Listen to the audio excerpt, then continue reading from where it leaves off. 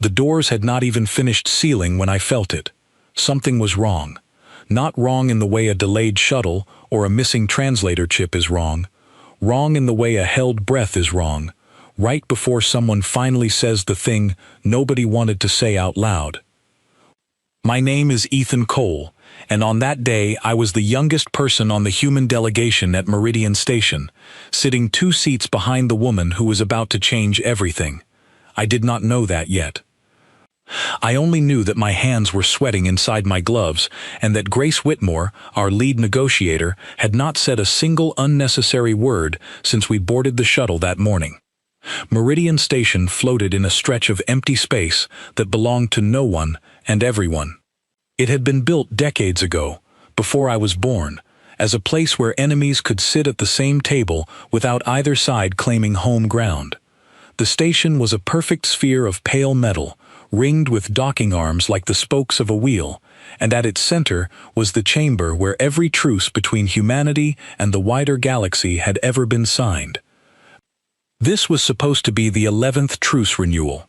11 times, over 20 years, human representatives had come to this same chamber, sat across from the same 3 great powers of the Assembly, and agreed to the same terms with only small changes at the edges. 11 times, we had walked in polite, walked out polite, and gone home with slightly less than we asked for. I had studied all 10 previous sessions before this trip. I had watched every hour of recorded footage. I knew the rhythm of these talks, the way a musician knows a song they have played 100 times. The Assembly delegates would open with warm words about peace. Our side would present modest requests. The Assembly would counter with firm refusals wrapped in friendly language, and in the end, humanity would accept less than it deserved, because humanity was still, in the eyes of the wider galaxy, the newest and smallest voice in the room. That was the pattern. That was what everyone expected to happen again. But something about this morning did not fit the pattern, and I was not the only one who noticed. When we had boarded the transport back on Earth, Grace had been carrying a single black case that never left her hand. She did not open it in front of me. She did not open it in front of anyone except Henry Voss, our intelligence liaison, and even then, only for a few private minutes behind a closed cabin door. Henry came out of that meeting looking like a man who had just read his own obituary and found out he agreed with every word of it. I asked him, quietly, once we were alone near the observation window, watching the stars smear past outside, what was in the case. He looked at me for a long moment before answering. "You'll find out when everyone else does," he said. "Trust me, Ethan. This time is different." I wanted to press him further, but Admiral Owen Bright walked past us just then, and Henry's face closed like a door. Owen Bright was not officially part of the negotiating team. He held no diplomatic title. He wore a plain gray uniform without a single medal or rank insignia visible, and he spoke to almost no one during the entire journey.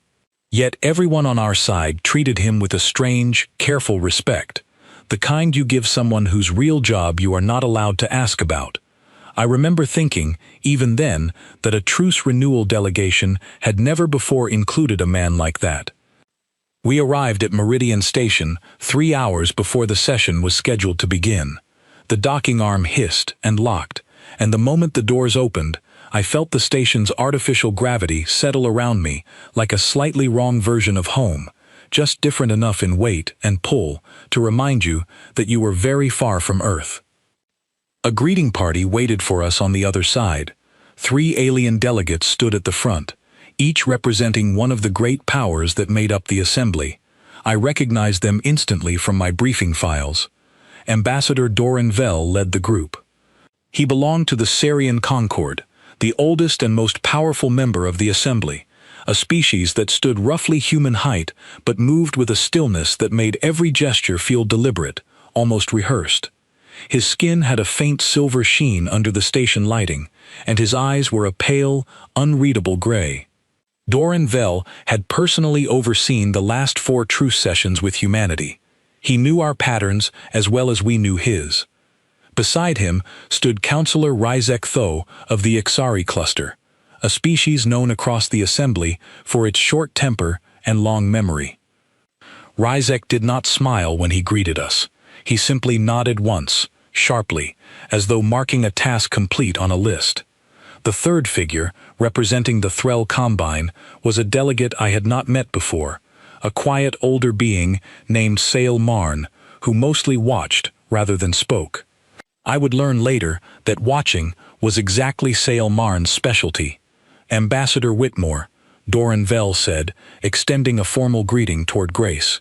It is good to see familiar faces again. I trust your journey was without incident.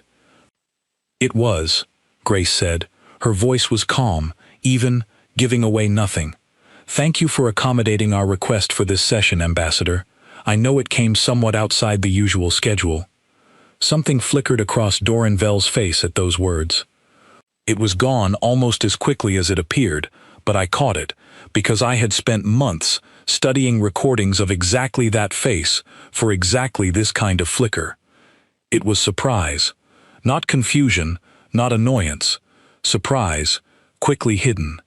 That confused me more than anything else that morning. Doran Vell had overseen every one of these sessions.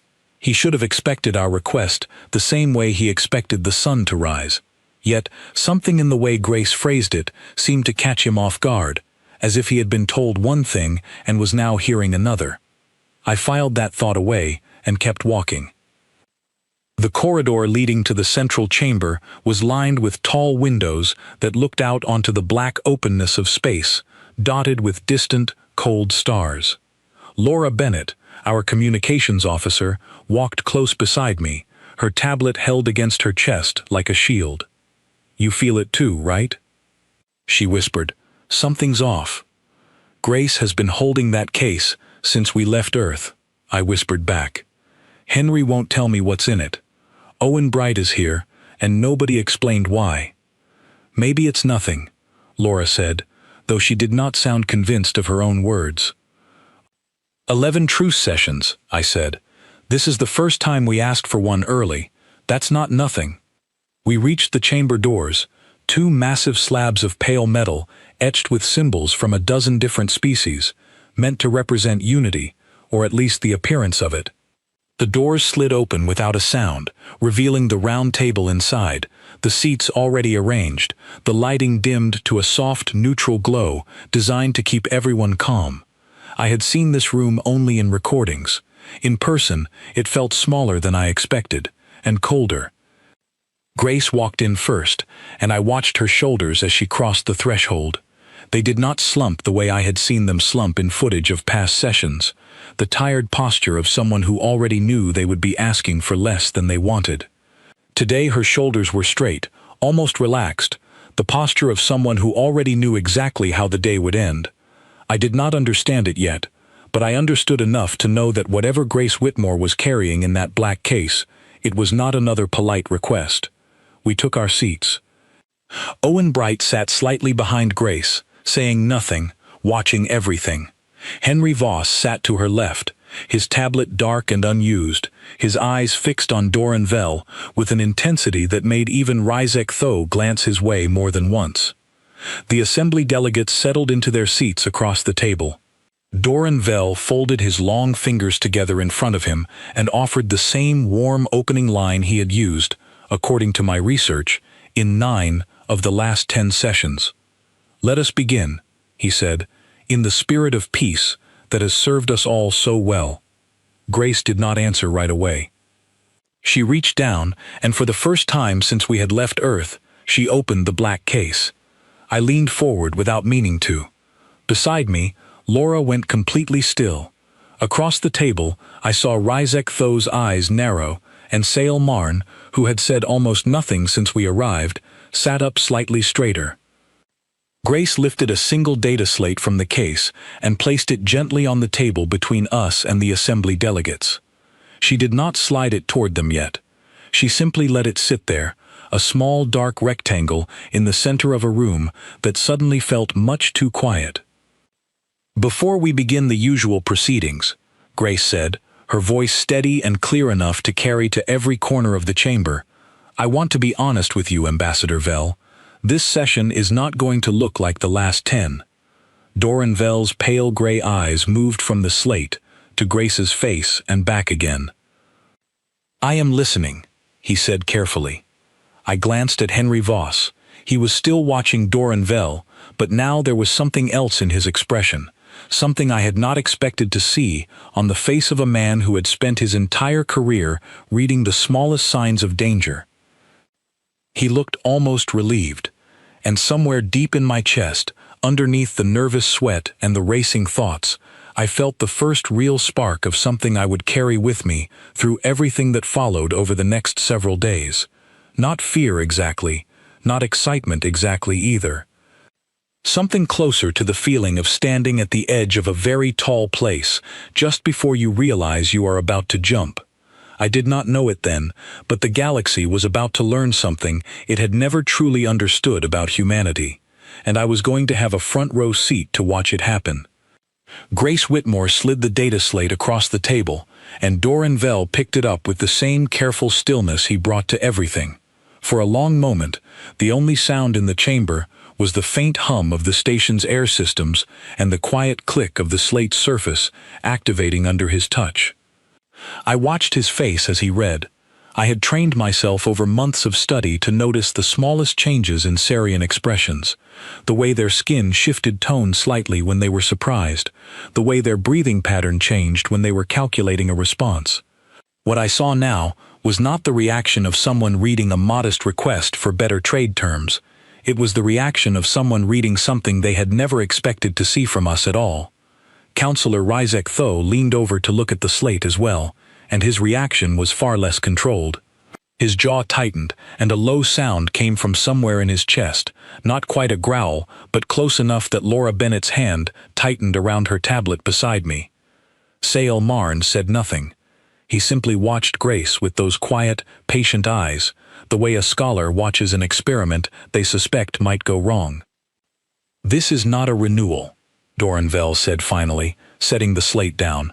"This is an entirely new agreement." "Yes," Grace said simply. "You understand that the terms of the previous truce were carefully balanced over years of negotiation," Doranvel continued, his voice still calm, but with a new edge underneath it. "What you are proposing here would restructure trade corridors across 3 sectors, grant full sovereignty to every human colony, regardless of proximity to assembly territory, and include a self-defense clause broader than anything any species outside the assembly has ever been granted." "That's correct," Grace said. Rizek Tho let out a short, sharp laugh that had no warmth in it at all. "You cannot be serious. Humanity has no standing to demand terms like these. Your fleet numbers are a fraction of the Concord's. Your colonies are scattered and undefended. This is not a proposal. This is a fantasy." I felt my pulse quicken, not from fear exactly, but from the strange electric tension of watching 2 sides speak 2 completely different languages while using the same words. Rizek Tho believed, with total confidence, that he was looking at the demands of a weaker power trying to punch above its size. I glanced at Henry Voss, and the small, calm shake of his head told me that Rizek Tho was wrong, and that Henry had known he would be wrong before the meeting even started. "Counselor," Grace said, turning her attention fully to him, "I understand this looks different from what you expected. I am not here to argue about fleet numbers or colony defenses. I am here to present our position clearly, so there is no confusion later about what we asked for and what we were willing to accept." "Willing to accept," Rizek Tho repeated, his voice rising slightly. "You speak as though you hold the stronger hand at this table." "I am not speaking about strength at all," Grace said.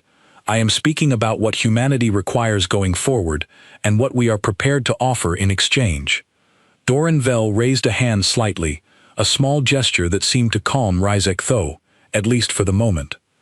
"Let us not move too quickly toward conclusions," he said, though I noticed his eyes kept returning to the slate on the table, as if rereading it might change what it said. "Ambassador Whitmore, perhaps you can walk us through the reasoning behind these terms. Help us understand why humanity believes this proposal is reasonable." Grace nodded, and for the next hour, She did exactly that. She spoke about the growth of human colonies over the past decade, worlds that had once been small research outposts, now supporting populations in the millions. She spoke about trade routes that had quietly shifted in humanity's favor as more independent systems chose to deal directly with Earth rather than through assembly intermediaries. She spoke about technological developments that had never been shared publicly, hinted at rather than detailed, each mention landing in the room like a small stone dropped into still water. I watched the assembly delegates as she spoke. Rizek Tho's anger did not fade, but it began to shift into something else, a kind of unsettled attention, the look of someone doing math in his head and not liking the answer he kept arriving at. Sael Marn asked several quiet, precise questions, each one probing gently at the edges of what Grace was willing to reveal, and each time Grace answered with just enough information to satisfy the question without opening any new ones. Doran Vel, though, said very little. He listened. He watched Grace with those pale gray eyes, and more than once I saw his attention drift toward Owen Bright, who sat silently behind our delegation the entire time, offering nothing, giving away nothing, simply present in a way that seemed to bother Doran Vel more with every passing minute. At one point, during a brief pause while Sael Marn consulted quietly with an aide, I leaned toward Henry Voss and whispered as quietly as I could. "They don't believe her yet," I said, "but they're starting to." Henry gave the smallest nod. "Watch Vel's hands," he murmured. Not his face, his hands. I looked. Doran Vel's long fingers, which had been perfectly still since the session began, were now moving in small, restless patterns against the edge of the table, tapping in a rhythm that had no obvious purpose except to give his nervous energy somewhere to go. I had never seen that in any of the recordings I studied, not once, across 10 previous sessions. When the discussion resumed, Doran Vel tried a different approach. "Ambassador Whitmore," he said, "let us speak plainly. In every previous session, humanity has approached these talks, seeking accommodation, seeking to fit itself into the structure the Assembly has maintained for centuries. Today you arrive with demands that would place humanity not within that structure, but beside it, as an equal power. Surely you understand how unusual that is." "I understand it completely," Grace said. "That is exactly the point." "And if the Assembly declines these terms," Doran Vel asked, "what then?" The question hung in the air, and I realized every person in the room, human and Assembly alike, was waiting for Grace's answer with the same held breath. "Then we will have an honest disagreement," Grace said, "instead of another false agreement that neither side truly believes in." Rizek Tho's composure finally cracked. "You would risk the truce itself over terms like these? Do you understand what a collapse of this agreement would mean? Do you understand what forces would be free to act against your worlds without it?"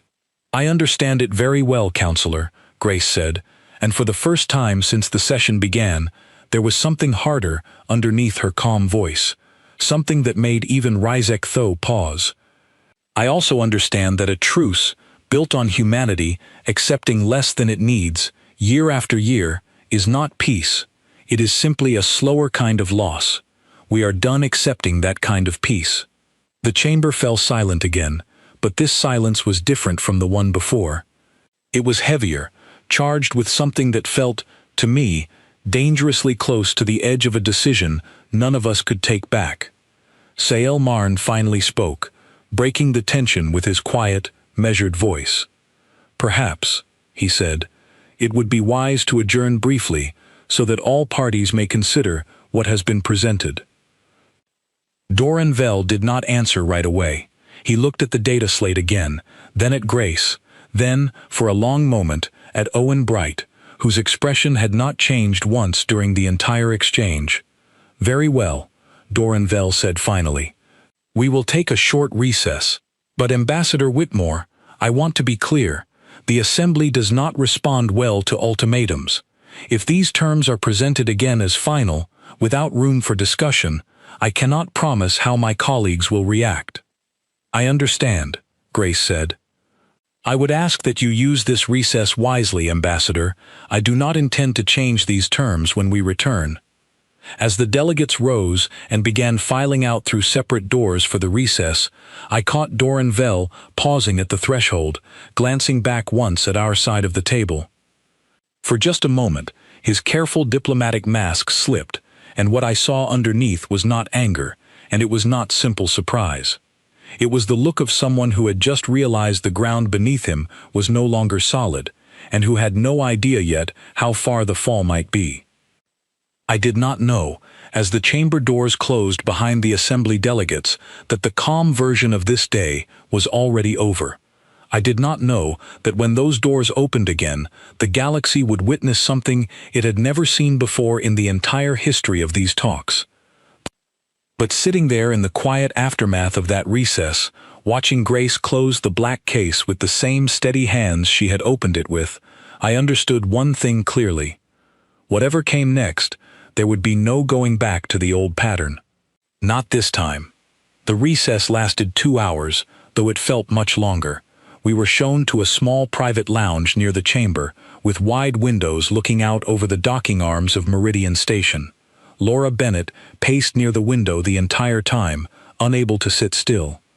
Henry Voss sat quietly, reviewing something on his tablet, his face unreadable. Owen Bright stood near the door, arms folded, watching the corridor outside as though he expected trouble to arrive at any moment. Grace sat alone at a small table, the black case closed in front of her, her eyes fixed on nothing in particular. I finally worked up the courage to sit across from her. "Can I ask you something?" I said. She looked at me, and for just a moment, the calm mask slipped slightly, revealing something more human underneath, tired and determined at the same time. "You can ask," she said. "I might not answer." "Are we really prepared for this to fail?" I asked.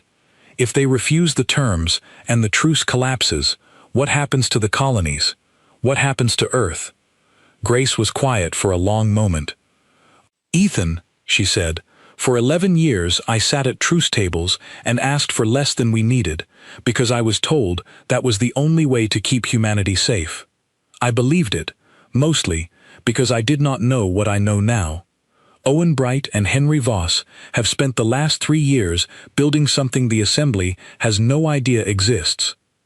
I cannot tell you everything, but I can tell you this. We are not walking into that room today hoping they say yes. We are walking in today prepared for them to say no." Her words settled over me slowly, like the first understanding of a puzzle finally clicking into place. I looked over at Owen Bright, still standing silently by the door, and I understood, for the first time, exactly what kind of man he really was, and exactly why he had been included in a delegation that was never really about negotiation at all. It was about a message. And the message was not for Doran Vell alone. It was for every power in the Assembly, watching from wherever they watched such things. When the recess ended, we were called back into the chamber. The mood inside had shifted completely. Doran Vell sat with his hands folded tightly in front of him, no longer tapping restlessly against the table, but held perfectly still, as though forcing himself into a calm he no longer felt. Rysek Tho's expression had hardened into something closer to open hostility. Sale Marn watched everything with the same quiet patience as before, though I noticed he now kept a second aide close beside him, whispering occasionally into a small device.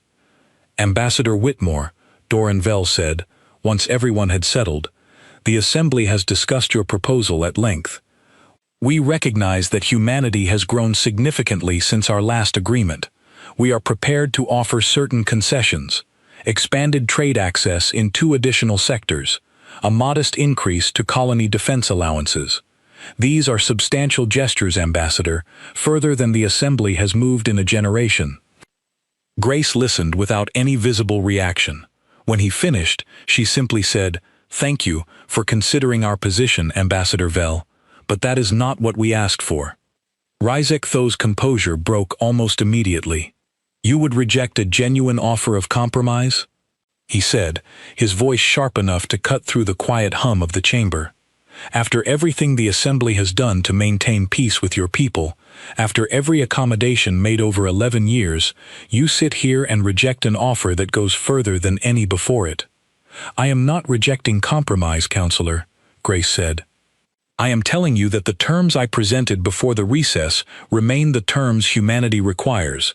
Trade corridor restructuring across the 3 sectors specified. Full sovereignty for every human colony. The self-defense clause exactly as written. These are not opening positions to be negotiated down. They are the foundation we require to move forward. That is not negotiation, HFY said. That is a demand. Then perhaps it is time we called it what it is, Grace said, and her voice, though still calm, carried a new weight that made even the air in the chamber feel different. For 11 years, humanity has treated these sessions as negotiations, believing that patience and compromise would eventually earn us equal standing at this table. We were wrong. Every session, we gave a little more and received a little less, and told ourselves that was simply how peace was built. It is not how peace is built, Counselor. It is how one side slowly loses without ever declaring the loss out loud. Doranville leaned forward slightly. Ambassador Whitmore, I would urge caution. Words like these, spoken in this chamber, carry consequences. The Assembly has maintained stability across this region for centuries. Humanity's rise has been remarkable, yes, but it has not been so remarkable that you can simply declare yourselves equal to powers that have existed for millennia. I am not asking the Assembly's permission to be equal, Ambassador, Grace said. I am informing you that we already are, and that our terms reflect that reality, whether or not the Assembly is ready to accept it. The chamber went utterly silent. I could hear my own heartbeat in my ears. Beside me, Laura Bennett had gone completely still, her hand frozen over her tablet. Across the table, Sale Marne's quiet aide had stopped whispering entirely, watching the exchange with wide, unblinking eyes. HFY rose halfway from his seat, his voice rising with him. You dare speak to this council as though centuries of Assembly authority mean nothing. Do you understand what you are threatening here? If you walk away from this truce, humanity stands alone against powers that have crushed civilizations far older and far stronger than your fledgling colonies. Do not mistake our patience for weakness. I have never mistaken your patience for weakness, Counselor, Grace said, rising slowly from her own seat, unhurried, deliberate. But I would ask you not to mistake our patience for the same thing either. Doranville raised a hand, trying once more to steady the room, but for the first time since I had studied his recordings, his voice carried a note of genuine uncertainty. Ambassador Whitmore, please. Let us not allow this session to collapse over pride. There is still room to find agreement here, if both sides are willing to remain at this table. Grace looked at him for a long moment, and something in her expression softened slightly, not with weakness, but with something almost like respect. Ambassador Vell, she said, I do not say this with any pride, and I do not say it lightly. I have sat across from you at 4 of these sessions. I have watched you negotiate in good faith more often than most of your colleagues. But I did not come here today to find a middle ground between what humanity needs and what the Assembly is comfortable granting. I came here to tell you plainly what we require, and to let you decide, honestly, whether the Assembly is prepared to meet us there. She paused, and the silence that followed felt like the held breath before a held breath. If the answer is no, she continued, then I will not sit here and pretend otherwise for the sake of a peaceful afternoon. We will not be renewing the truce under its previous terms. We will not be accepting a modest expansion dressed up as generosity. Those terms are final, Ambassador. And if the Assembly is not ready to accept them today, then we have nothing further to discuss in this session.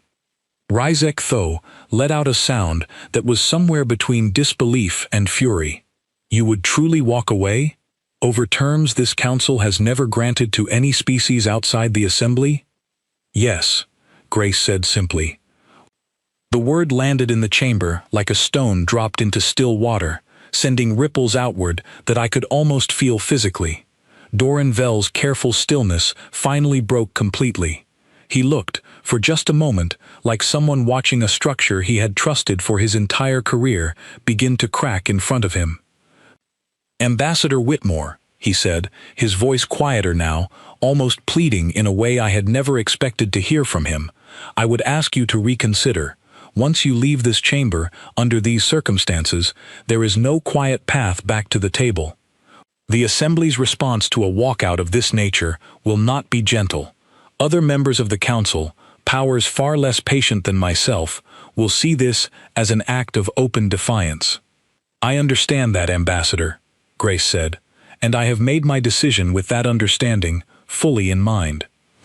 She reached down, closed the black case with a soft, final click, and looked around the table at each delegate in turn, Doranvel, Rizek Tho, Sael Marn, and the quiet aides beside them, before finally turning to the rest of our own delegation. "We're finished here," she said. I do not think anyone in that room, human or otherwise, truly believed she would say those words until the moment they left her mouth.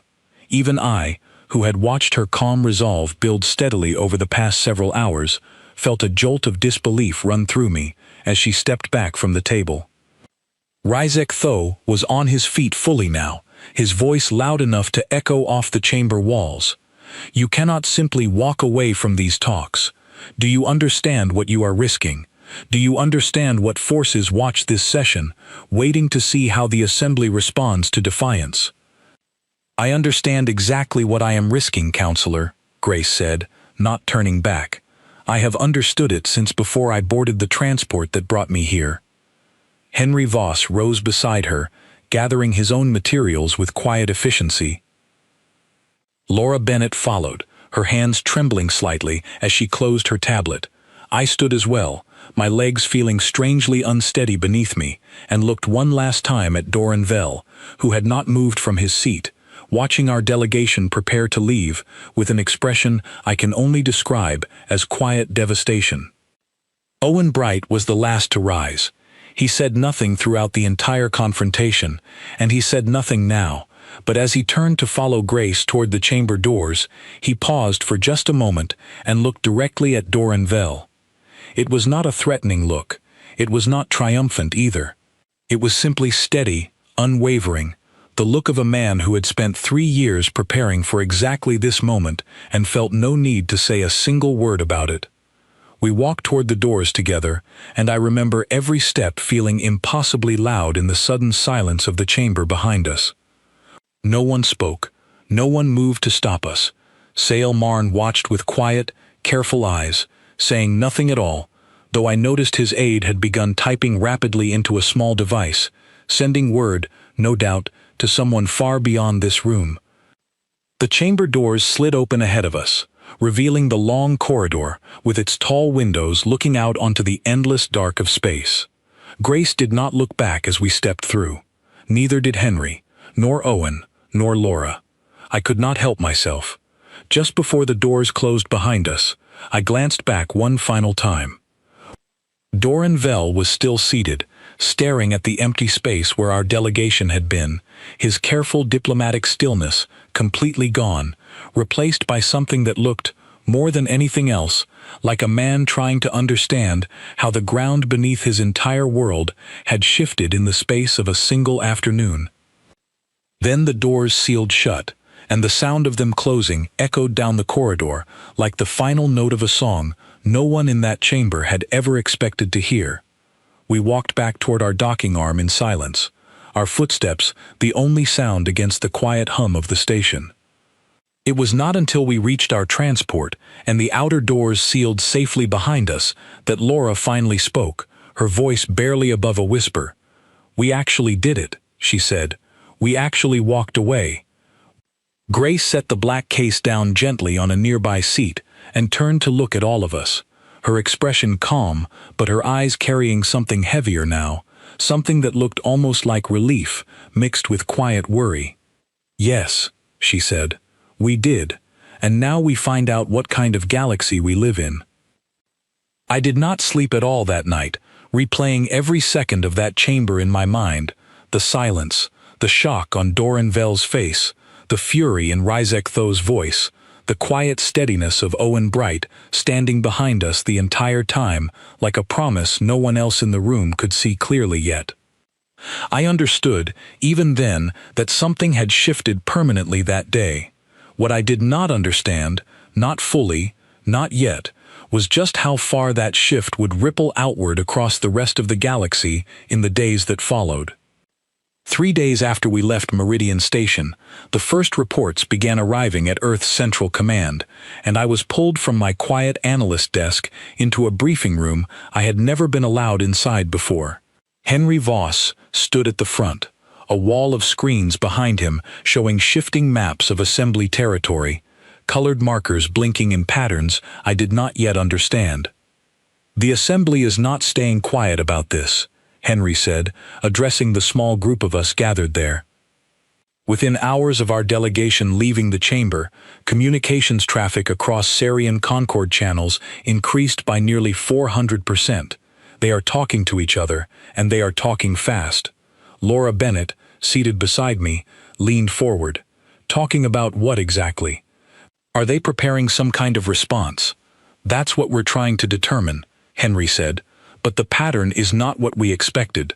We anticipated anger, maybe posturing, maybe attempts to pressure smaller human colonies into breaking from Earth's position. What we are seeing instead looks a great deal like fear." The word landed strangely in the room. Fear was not something any of us had associated with the assembly, not in 11 years of watching them hold every advantage across every session. Henry brought up a new image on the screen, a grainy intercepted transmission showing a Sarian council chamber far grander than the one at Meridian Station. Dozens of delegates sat in tiered seating, and even without translation, the tension in the room was obvious from the posture alone. "This was recorded 2 days ago," Henry said. "Full Sarian Concord Council session, emergency session, called less than 6 hours after our delegation departed Meridian Station. We do not have full audio, but our translation systems picked up enough fragments to understand the general shape of the discussion." He tapped the screen, and a scrolling transcript appeared beside the image, fragments of dialogue pieced together from partial signal intercepts. Human fleet movement, unconfirmed shipyard activity, new alliance reports, Threll Combine destabilized. I stared at the fragments, trying to understand the full picture they suggested. "Wait," I said. "Threll Combine destabilized? What does that mean?" Owen Bright, standing quietly near the back of the room, as he always seemed to, finally spoke. "It means exactly what it sounds like, Ethan." While Grace was sitting across from Doran Vell presenting our terms, a separate diplomatic team was meeting privately with representatives from 3 smaller factions along the Threll border, factions that have quietly grown resentful of assembly control over the past several years. I turned to look at him fully. "You knew this was happening while we were in that chamber." "I helped plan it," Owen Bright said simply. "The walkout was never just about the terms on that data slate, Ethan. It was a demonstration.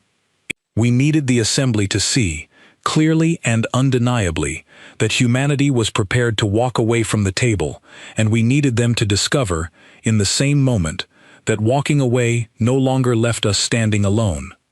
The room fell quiet, as that information settled over everyone present. I thought back to Meridian Station, to Doran Vell's restless fingers tapping against the table, to the flicker of surprise on his face when Grace mentioned that this session had come at humanity's request rather than the Assembly's. He had not known. None of them had known, not fully, what was already moving quietly beneath the surface of that quiet diplomatic chamber. "So what happens now?" Laura asked. "If the Assembly is afraid, does that make things more dangerous, not less? Fear can make people act rashly." "It's a real risk," Henry admitted. "We're watching very closely for any sign of aggressive posturing, any movement toward Earth space or human colonies that could suggest a shift from politics to something more direct. So far, we haven't seen it. What we have seen instead is something more interesting."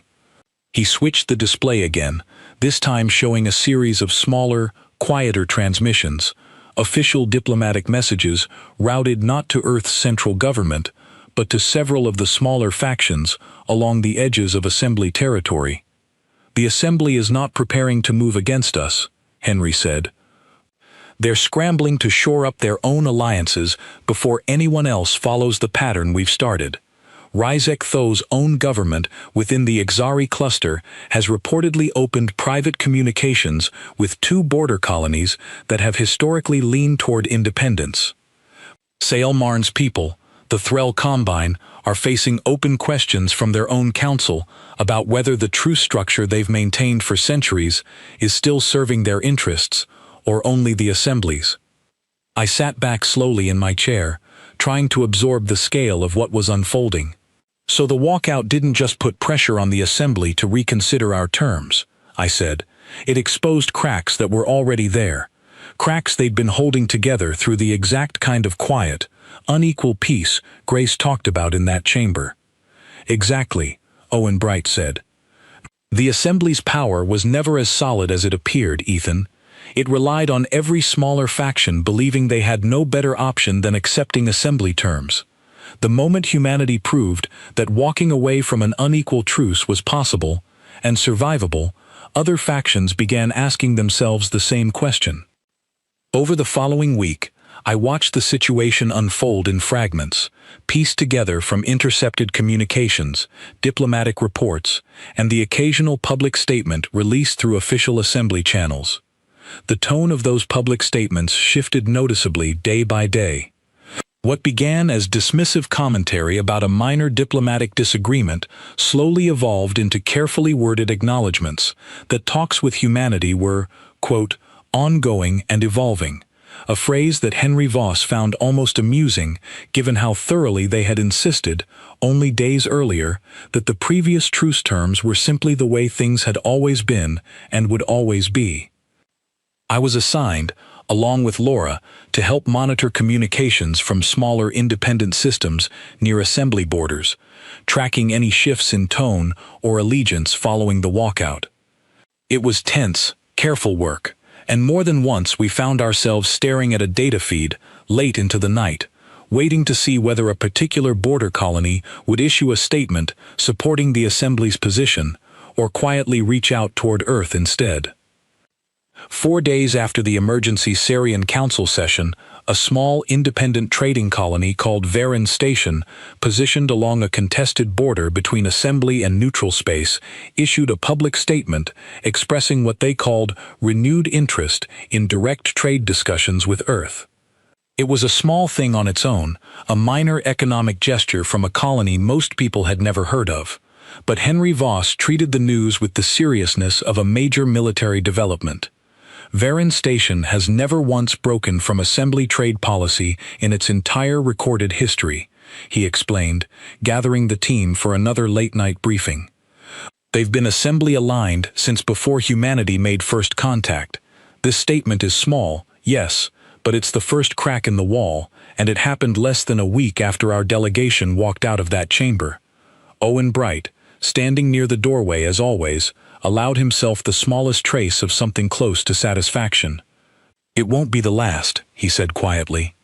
"I found myself thinking often, during that strange week, about Doran Vell, about the look on his face as our delegation left the chamber, the quiet devastation underneath his careful diplomatic mask.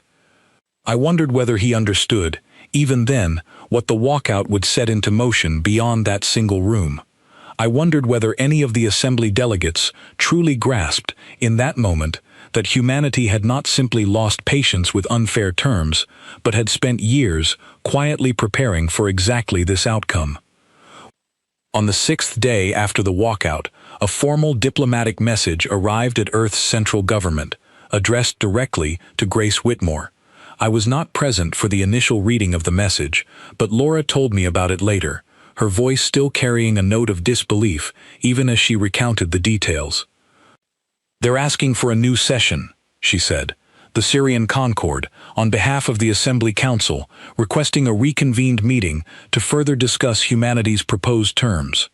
"Requesting," I repeated, "not demanding." Not threatening consequences if we don't return to the table. Requesting, Laura confirmed. Ethan, in 11 years, the Assembly has never once used that word with us. Every previous session was framed as an obligation, a scheduled requirement under the existing truce structure. This is the first time they've had to actually ask. I sat with that thought for a long time that evening, watching the lights of Earth's orbital stations drift past the window of the small quarters I had been assigned during the crisis briefings. Somewhere out there, far beyond what I could see, Doran Vell and the rest of the Assembly Council were grappling with a reality none of them had prepared for, a galaxy where humanity no longer needed to ask for permission to be treated as an equal, because we had already proven, in the space of a single afternoon, that we were prepared to walk away from anything less. But even as that thought settled over me with something like quiet triumph, another feeling crept in alongside it, one I could not quite shake no matter how many times I told myself the danger had passed. Rizek Tho's warning still echoed in my memory, sharp and unresolved. Fear can make people act rashly, Laura had said, and she was right to worry. The Assembly had asked for a new session. That much was certain. What was far less certain was what kind of assembly would be waiting for us when we returned to that chamber, and whether every faction within it had truly accepted the new reality, or whether some among them were simply looking for a quieter place to plan a very different kind of response. I did not know the answer yet. None of us did. But I knew, as I finally allowed myself to close my eyes that night, that whatever came next would decide far more than the fate of a single truce. It would decide what kind of galaxy humanity would live in for generations to come. 2 weeks after we walked out of that chamber, we returned to Meridian Station, and this time, the station itself felt different before we had even docked. Henry Voss noticed it first, studying the approach data on his tablet as our transport slowed toward the docking arm. "There are more ships here than last time," he said. "Not assembly warships, nothing aggressive, diplomatic transports, observers. I count representatives from at least 6 factions who weren't present at the last session." Laura leaned over to look at the display. "Word travels fast," she murmured. "Word travels fast when the story is this good," Henry replied. I felt a strange mixture of nerves and something close to disbelief as our transport locked into place. 2 weeks earlier, I had walked through these same corridors, uncertain whether humanity would leave that chamber with a truce intact at all. Now we were returning to a station crowded with observers from across the region, all of them apparently eager to witness whatever happened next. Grace Whitmore looked exactly as composed as she had the first time, though I noticed a new steadiness in her posture, the confidence of someone who had already tested her ground once and found it solid. Owen Bright walked beside her, and this time he was joined by 2 additional aides I did not recognize, both carrying themselves with the same quiet, watchful presence that had made Owen Bright so unsettling to the Assembly delegates during our first visit. The chamber itself had changed since our last visit. The round table remained, but additional seating had been added around the edges of the room, filled now with observers from the smaller factions Henry had mentioned during our approach. I recognized a few of them from briefing materials, delegates from border colonies, independent trading stations, and at least 2 factions that had, until recently, been firmly aligned with Assembly policy. Doran Vell stood near the head of the table as we entered, and for a moment our eyes met across the crowded chamber. There was no restless tapping of fingers this time, no flicker of hidden surprise. Instead, I saw something I had not expected from him at all, a kind of tired respect, the look of a man who had spent 2 exhausting weeks re-evaluating everything he thought he understood about the galaxy he had helped govern for most of his career. "Ambassador Whitmore," he said as we took our seats, "thank you for agreeing to reconvene." "Thank you for the invitation, Ambassador Vell," Grace replied. Rizek Tho was present as well, though his posture had shifted noticeably from our last meeting. He no longer carried the sharp, dismissive confidence he had shown 2 weeks earlier. Instead, he sat with his arms folded, watching the growing crowd of observers around the chamber, with an expression that suggested he understood, perhaps better than anyone else at the table, exactly how much had changed in a very short amount of time. Sale Marn sat quietly as always, though this time he was flanked by 2 additional Threll representatives, a sign, Henry had explained to us before the session, that the Threll Combine's own internal politics had shifted significantly since the walkout, with several council members pushing for a more independent relationship with both the Assembly and with Earth. Doran Vell opened the session without the usual warm, rehearsed greeting he had used in every previous meeting. Instead, he spoke plainly, his voice carrying clearly across the crowded chamber. 2 weeks ago, he said, Ambassador Whitmore presented terms to this council that many of us believed, at the time, were simply impossible to accept. I will admit, openly and honestly, that I was among those who doubted humanity's position, doubted your readiness to walk away from a truce structure that has governed our relationship for over a decade. He paused, glancing briefly at Owen Bright before continuing. In the 2 weeks since that session, the Assembly has had cause to reconsider a great many assumptions. We have observed shifts in alliance, shifts in confidence, shifts in the broader political landscape of this region that we did not anticipate, and that we are, frankly, still working to fully understand.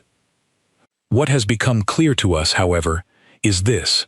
Humanity's position at this table is no longer one we can afford to underestimate. A quiet murmur moved through the observers seated around the chamber, and I felt Laura's hand brush lightly against my arm, a small gesture of shared disbelief at hearing those words spoken so openly. With that understanding, Doran Vell continued, the Assembly Council has reviewed the terms presented in our previous session, in full, without modification. After considerable internal discussion, we are prepared to accept those terms as presented. The chamber went completely still. I glanced at Ryzek Tho, expecting some final outburst of resistance, but he said nothing, his jaw tight, his eyes fixed on the table in front of him. Sale Marn simply nodded once, slowly, as though confirming a conclusion he had already reached privately days earlier. Grace did not smile, did not show any visible sign of triumph. She simply nodded, calm and measured as always. Thank you, Ambassador Vell, she said. I believe this agreement will serve both our peoples far better than the terms we operated under before. I hope you are right, Doran Vell said quietly, for all our sakes. The formal signing that followed took nearly an hour, each term reviewed carefully, each clause confirmed by representatives from both delegations, while the observers around the chamber watched in near total silence, aware, I think, that they were witnessing something that would be discussed and studied for years to come. When the final signature was placed on the agreement, a strange kind of quiet settled over the room, not the tense, uncertain quiet of our first session, but something calmer, heavier, with the weight of a moment everyone present understood to be historic. Afterward, as the chamber slowly emptied and delegations began preparing to depart, Doran Vell approached our table directly, something he had never done in any of the previous 10 sessions I had studied. Ambassador Whitmore, he said, may I ask you something, honestly, away from the formal record? Grace nodded. Of course. Did you know, when you walked away from this table 2 weeks ago, exactly how far the consequences would spread? The realignments among the smaller factions, the questions now being asked within my own council, within the Threll Combine, even within corners of the Ixari cluster that Councillor Ryzek Tho would rather not discuss publicly. Grace considered the question for a moment before answering. I knew it was possible, she said. I did not know exactly how it would unfold, but I knew that the Assembly's authority over this region relied on every smaller power believing they had no better option than to accept your terms, the same way we had always accepted them. I suspected that once one delegation proved that belief wrong, others would begin to question it as well.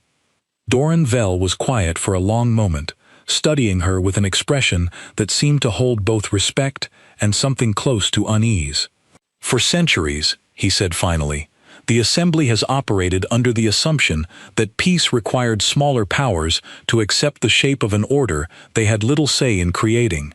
I am beginning to understand that this assumption was never as stable as we believed. I wonder now how many other quiet agreements across this galaxy are built on the same fragile foundation." "I imagine we will find out," Grace said. He offered a small, tired nod, and without another word, turned and walked back toward the remaining Assembly delegates gathering near the chamber's far doors. I stood there for a long moment, watching him go, thinking back to the very first morning at Meridian Station, to the restless tapping of his fingers against the table, to the quiet devastation on his face as our delegation walked out of that chamber 2 weeks earlier. I thought about everything that had happened in between, the intercepted transmissions, the emergency council sessions, the quiet cracks spreading slowly through an order that had stood unquestioned for longer than humanity had even existed among the stars. As we finally left Meridian Station for the last time that day, boarding our transport back toward Earth, Laura turned to me with a small, tired smile. "Do you understand what we just watched happen?" she asked. I thought about it for a moment before answering. "I think," I said slowly, "we just watched the galaxy figure out that it had been underestimating us the entire time." Grace, seated nearby, overheard the exchange and looked over at us both, with a quiet, thoughtful expression. "Not just underestimating you," she said, "underestimating what happens when a people finally decide they are done accepting less than they deserve." I looked out the transport window as Meridian Station slowly shrank behind us, its pale metal surface catching the distant light of a nearby star, and I thought about all the quiet, unequal agreements that had shaped the galaxy long before humanity ever arrived among the stars, agreements built on the assumption that smaller powers would always, eventually, accept whatever terms they were given. For 11 years, humanity had been one of those smaller powers, sitting quietly at that table, accepting a little less each time, and calling it peace. That was over now. I understood that clearly, as the stars outside the window blurred into streaks of light, carrying us home toward a future none of us could fully predict, but one that no longer depended on someone else's permission to exist as equals among the powers of the galaxy. Whatever came next, humanity would meet it standing at the table, not beneath it. And somewhere far behind us, in a quiet chamber aboard a station built for peace between strangers, I imagined Ambassador Doran Vell, still sitting with the weight of that understanding, settling slowly over him, along with every other leader across the galaxy, who had once believed they understood exactly what humanity was, and exactly how far we were willing to go to prove them wrong. They knew better now, and they would never underestimate us again,